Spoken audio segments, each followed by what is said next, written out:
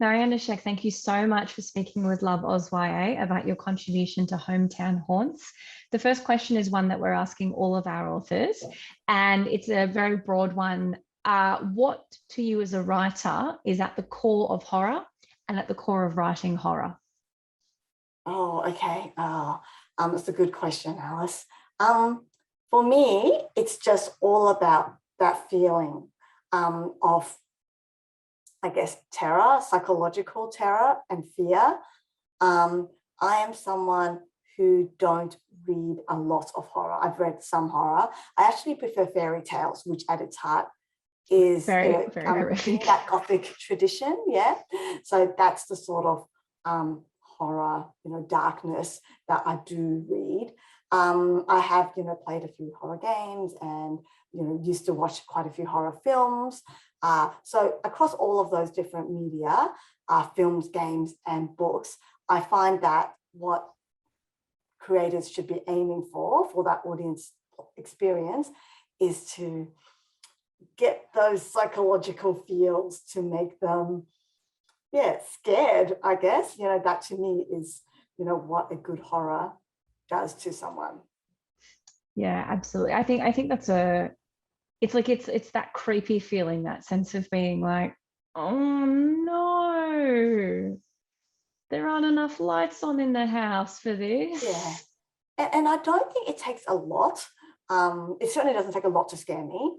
Like I said, I'm very much about using horror to probe human condition, culture, psychology. So, the jump scares, the body gore, the blood, all of that doesn't actually, I don't like it. It's eerie. But, that to me is not what is making me like curl up in the ball in fetal position and actually just experience that sheer terror.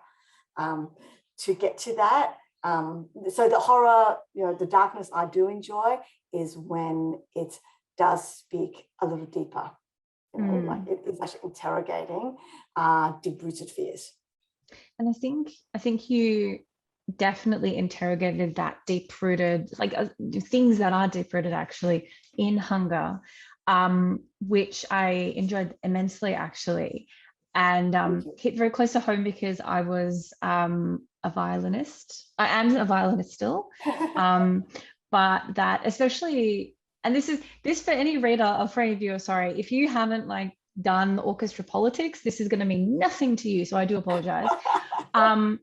But if you have, then this is the content for you, because I remember that politicking around, going for first chair, going for concertmaster, being in second violins against being in first violins.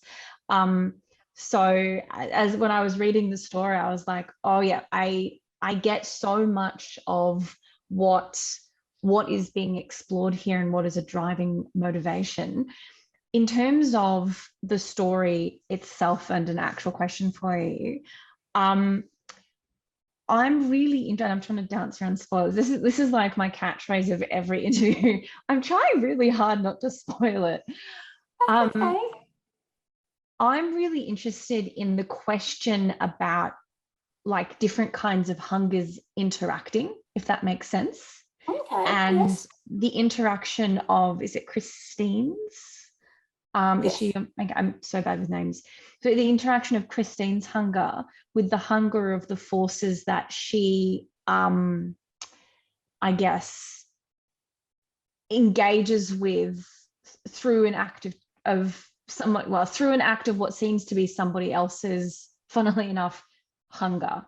So I'm really interested in how there's different types of hunger and insatiability, I guess, and how they interact, leading to a circumstance which kind of feels like there's not a lot of getting out of, which itself is quite horrific, I guess. Could you speak to that a little bit? Okay, so Christina and the whole Muso thing, she actually is a character that I base partly on myself. She's meant to be a little bit of a not a blank canvas, but I guess a repressed younger person, someone who's always been told what to do.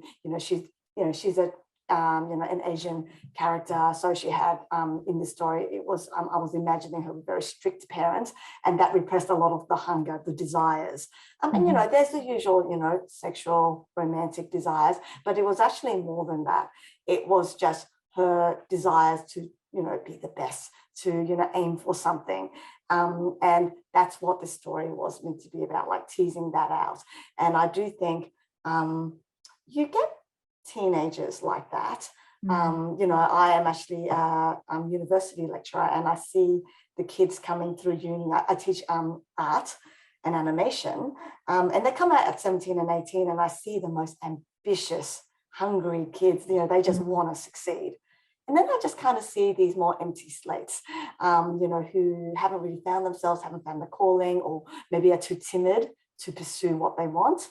And, so Christina was sort of based on that, like that sort of character just starting to explore. And then when you do have those urges, those desires, what you will do to achieve them.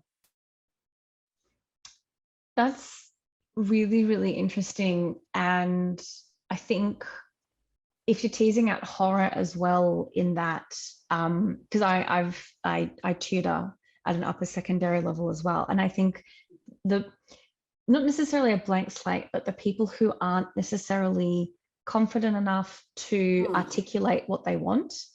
And you're right, it's not a blank slate. That was not it. It's just, I know what you mean. They like half-formed bread. It's like you've got so much there, but it's all, you need to rise. Yeah, and people who I think also let others, as happens in the story, let others kind of dominate them. Like when Christine is being taught by another student, and again, this is just like, and I'm the daughter of a music teacher as well, and I was like, who's letting another student teach them? Like, what the hell? So people who I think get ridden roughshod over by other strong, more dominant personalities or more confident personalities. Yes. And then, when you spend a long time with somebody, you get the opportunity to tease out from them what it is that, and they finally will kind of admit to you, actually, I want to be a vet, or actually, I really want to, go into the arts rather than the sciences. And I think putting that kind of personality, and I think especially unlocking that kind of personality can kind of, it's such perfect fodder for horror in that sense. Yes, definitely. That's the area that's what I was trying to play with. And Hungry Ghost has always been like my personal, ghosts that haunt. They were. It was sort of the what I grew up with. Instead of witches and wizards. My parents would terrorize me with these hungry ghosts. And the beauty of these hungry ghosts. Oh yeah. If I couldn't go to sleep, or if you get cramps. At night, they've got, it's a hungry ghost sitting on your legs, so they had stories like that. And the beauty of the hungry ghost is, they can be, there's quite a range scope of their evilness, so there's a lot to play with in that space. So, I think I would probably do more horror stories about these hungry ghosts. There's so much to explore as well. I mean, a short story is just a snapshot, but there's obviously so much else going on with the ghosts, the politicking of the ghosts, the various desires of the ghosts. And I think kind of just leading back to what I was saying, I found Christina's hunger interacting with their hunger such an interesting thing within the story. Yes. So yes, I did give all of the crones, the great grandmothers and the friends, somewhat, obvious vices like gambling is a very common. It's something that's always held, up. When I was young, it was like, don't be a gambler. That was actually quite a common vice. So so that's why I made Granny Woo, the gambler, and the uncle, being that lecherous character. That is obviously another vice. And then, with some of the other crones, I did sort of hybridize.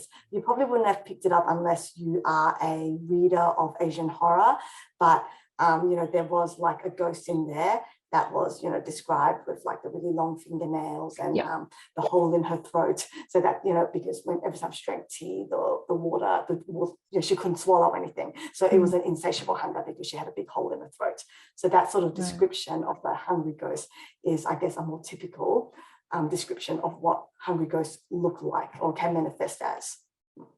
Wow. No, it was, I mean, I think for a story that was quite efficient, short stories are quite efficient. I think you really had so much packed into it, not in a way that made it feel overcrowded, but in a way that was, it's layers. It's something that you think back on. So it was, I think a really, really interesting read, really enjoyable, hit close to home for me. That's good. That's great, Alice. No, it was really, really great, Marianna.